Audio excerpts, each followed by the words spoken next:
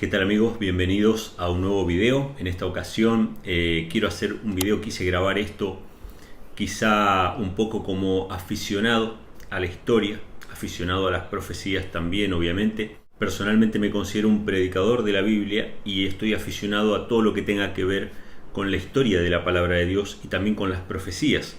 Y también de alguna manera como, no sé si coleccionista, pero sí me gusta coleccionar o juntar objetos que tengan un significado o que tengan una historia por detrás en relación con las Sagradas Escrituras. ¿Por qué? Porque todos los que nos dedicamos a enseñar de alguna manera la palabra de Dios, tenemos que apelar muchas veces a lo que es más gráfico, a lo que es más didáctico. Y como dice el dicho, ¿no? Una imagen muchas veces vale más que 1000 palabras. En este caso, un objeto que uno pueda ver y tocar, que uno pueda palpar, vale más que muchas explicaciones. Y a veces estamos rodeados de mensajes en nuestra vida cotidiana que quizá no los vemos, están allí esos mensajes que están relacionados con la palabra del Señor. Y Jesús muchas veces tomó objetos de la vida cotidiana y con un mero objeto, con un pequeño objeto, dio todo un sermón.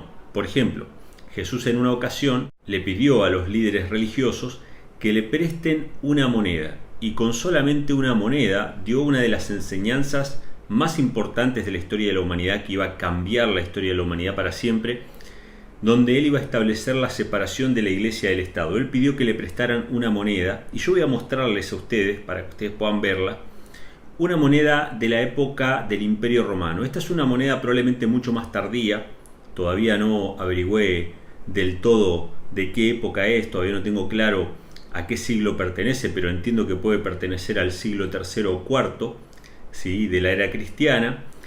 Y a Jesús le prestaron una moneda probablemente muy parecida a esta que ustedes están viendo ahora en pantalla. Esta es una moneda de Roma, es una moneda del Imperio Romano. En el reverso tiene a dos soldados, ¿sí? Con armas, representando el poderío militar de Roma, pero en el anverso, en el frente, tiene lo que todos sabemos, ¿no? La cara del César, la cara del emperador. Entonces Jesús tomó esta moneda y la mostró así como la estoy mostrando yo. Probablemente era una moneda más grande. Esta es una moneda de bronce muy pequeña, ¿sí?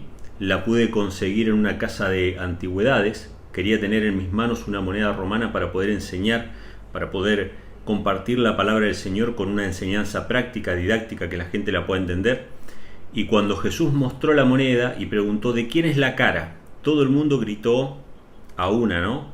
Del César. Entonces Jesús dijo: den al César lo que es del César y a Dios lo que es de Dios. ¿Y qué quería decir Jesús cuando dijo den al César lo que es del César y a Dios lo que es de Dios?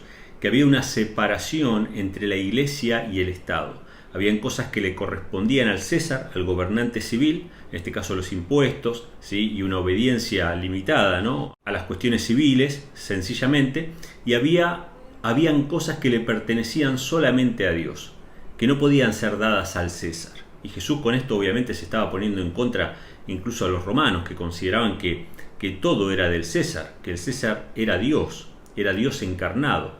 Entonces Jesús establece esta separación entre la iglesia y el Estado, y esto ha cambiado la historia de la humanidad, ya que los países que han implementado esta separación de iglesia y Estado son los países que han podido garantizar la libertad de conciencia. El ejemplo obviamente más claro es los Estados Unidos de América, un país fundado sobre el principio de separación entre iglesia y Estado, que viene de la enseñanza que dio Cristo con una pequeña moneda hace 2000 años, ¿sí? Solamente con una moneda, enseñando este principio de separación entre iglesia y Estado, Jesús cambió el mundo para siempre. Y Estados Unidos obviamente se convirtió en un lugar de libertad de conciencia a donde escapaban todos los perseguidos de todas partes del mundo.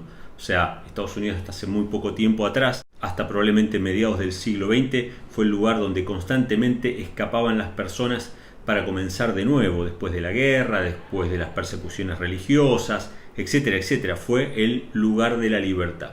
Y hasta el día de hoy, más allá de que hay restricciones para migrar, todas las personas que están sufriendo en diferentes países latinoamericanos que han sido destruidos por el socialismo, de la mano de Roma, obviamente, porque fue la Iglesia Católica la que instauró el socialismo en América Latina, todas estas personas están escapando nuevamente a Estados Unidos. Obviamente las cuestiones no son tan fáciles ahora para migrar, no cualquiera puede entrar como bajaban de los barcos quizá a principio hasta mediados del siglo XX, pero sigue siendo Estados Unidos una tierra con libertad de oportunidades, o por lo menos con más libertad que otras partes del mundo. Pero yo quería llamar la atención a otra moneda, a una moneda actual, a una moneda que circula hoy, por lo menos acá en Puerto Rico, en Estados Unidos, todavía se sigue utilizando, que es la moneda de 5 centavos estadounidense, ¿sí?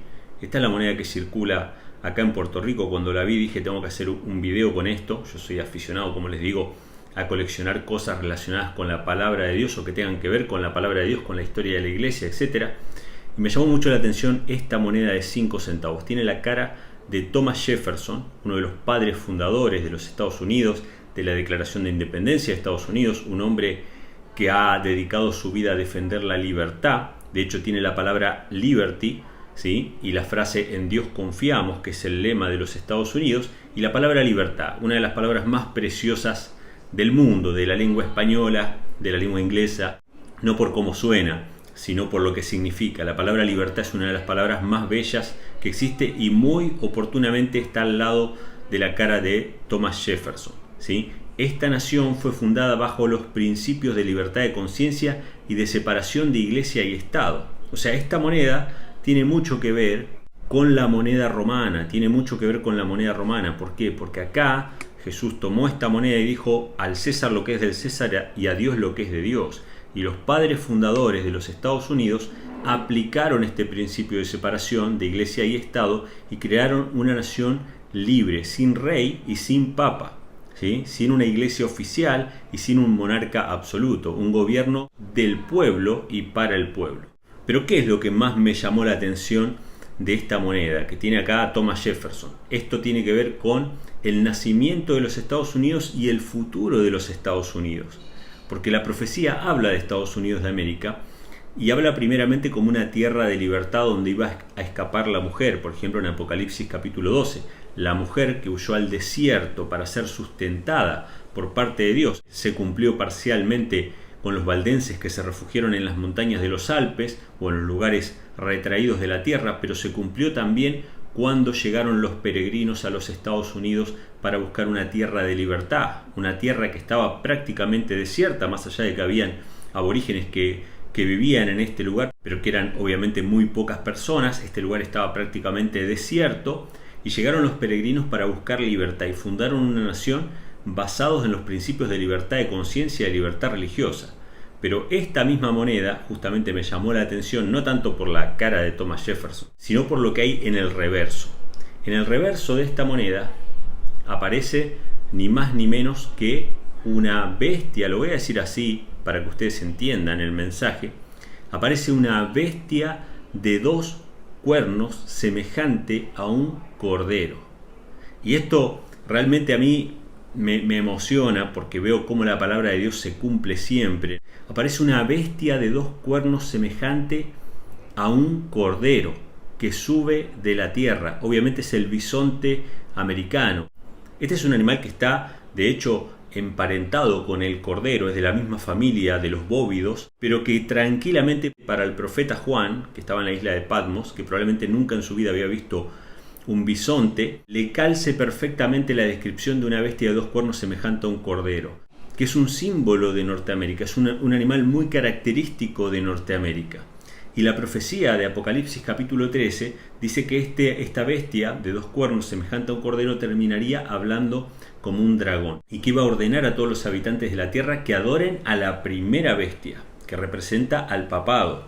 O sea, Estados Unidos, cuando aparece en la profecía, aparece como una bestia de 2 cuernos que da su apoyo civil, es el brazo civil de la iglesia de Roma. Y fíjense qué interesante, ¿no? Hasta en mi Biblia tiene una ilustración de la bestia de 2 cuernos de Apocalipsis 13 y aparece también el bisonte americano, ¿sí? Esto es muy interesante. ¿Por qué?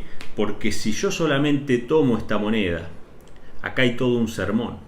La bestia primeramente habla como cordero, habla de libertad de conciencia, defiende los principios de separación de iglesia y Estado, pero al final va a terminar hablando como un dragón, obligando a todos los moradores de la tierra que adoren a la primera bestia. Esto va a pasar cuando Estados Unidos le termine de dar la mano al papado, estableciendo el día de reposo espurio, el día de reposo falso, que es el domingo, como obligatorio a nivel nacional. Esa va a ser la caída de los Estados Unidos, lamentablemente. Pero hasta el momento sigue siendo el país de la libertad de conciencia, sigue siendo el lugar donde siguen escapando todas las personas oprimidas por Roma, ¿sí? Lamentablemente esto es así. La gente que huye de sus países socialistas o de sus países destruidos económicamente, donde hay todavía guerrilla, donde hay todavía una alta criminalidad, donde hay desempleo, son países destruidos por Roma.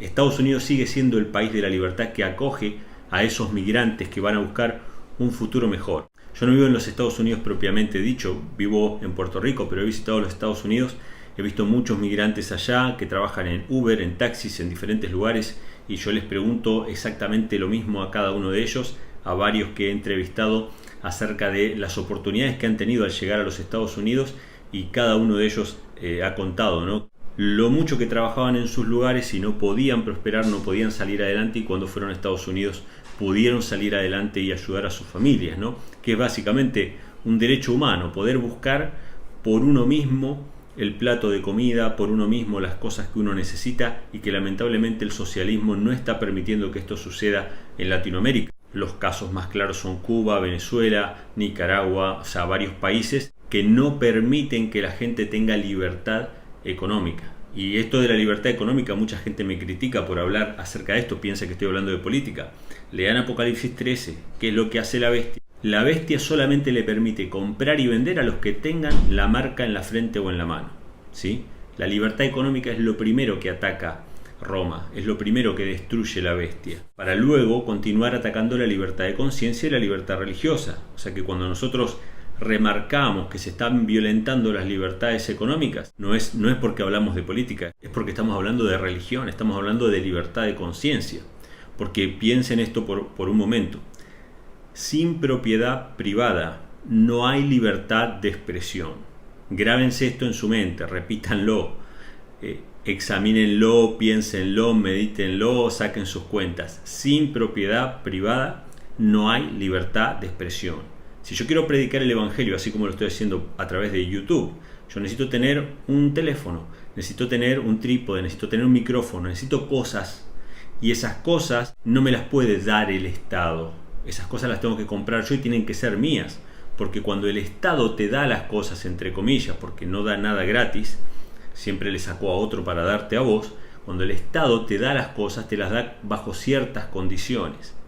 Y si vos no vas a hacer ni vas a decir lo que el Estado quiere, el Estado no te las va a dar, ¿sí? Entonces, si no existe la propiedad privada y todo depende del Estado, el Estado puede decidir a qué periódicos les da papel para imprimir y a cuáles no, a qué radios les da los insumos para construir una emisora y a cuáles radios no, y no necesita aplicar una ley mordaza o una ley de censura.